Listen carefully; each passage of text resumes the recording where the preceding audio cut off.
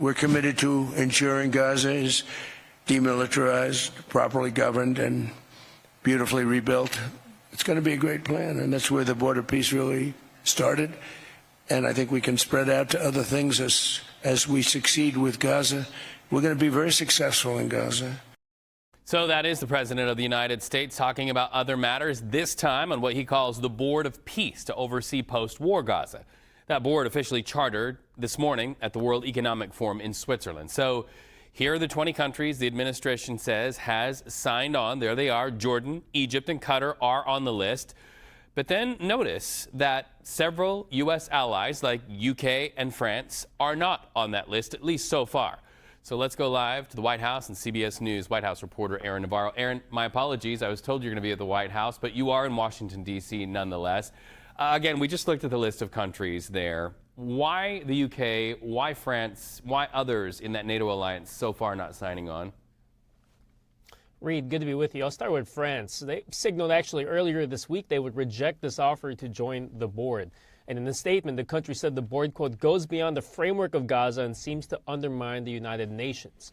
Trump has responded to this before actually leaving for Davos by threatening a 200% tariff on French wines and cheeses, though that has not officially materialized yet. But in recent days, and you heard it in that sound clip, Trump's vision for this board has seemed to expand to be a larger global organization to resolve conflicts beyond Gaza.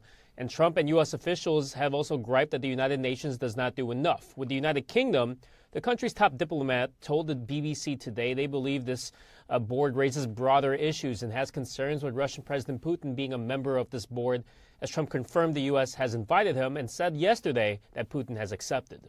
All right, so there's another matter since we're talking about Vladimir Putin, and that is a meeting between President Trump and Ukrainian President Volodymyr Zelensky. Let's listen in to what both leaders had to say, and then we'll talk about it on the other side of the break.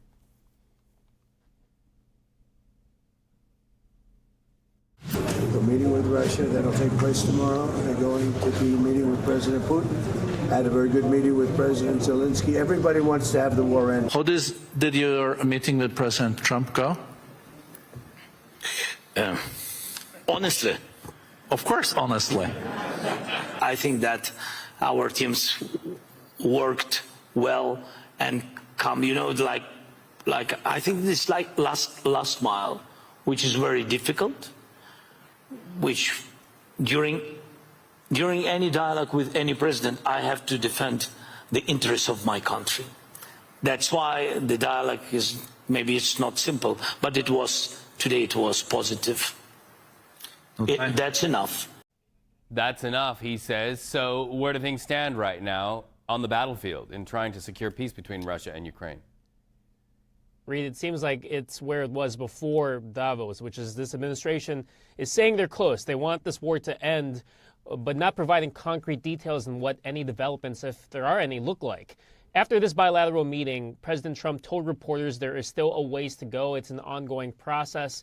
And Zelensky said in the post you're seeing on your screen it was a productive and substantive meeting and that they spoke about air defense for Ukraine. Zelensky thanked Trump for a previous package of missiles and asked for another package. But we'll see what happens tomorrow as U.S. Special Envoy Steve Witkoff and Jared Kushner are meeting with Russian President Putin. And Witkoff has said at Davos he is quite optimistic about reaching a Russia-Ukraine deal and said they have got it down to one issue, though he did not clarify on what that one issue is. All right, while we have you, Aaron, I got to ask you about this. We just got some breaking news about President Trump filing a lawsuit against Jamie Dimon and J.P. Morgan. What's this all about? Yeah, he's suing J.P. Morgan Chase Bank, its CEO Jamie Dimon in Florida State Court on allegations that the president was debanked by the company as a, quote, result of political and social motivations. Trump was a customer for decades of J.P. Morgan, but after January 6 in 2021, they closed his accounts. Trump's lawyers are asking for $5 billion in damages to Trump and his hospitality companies.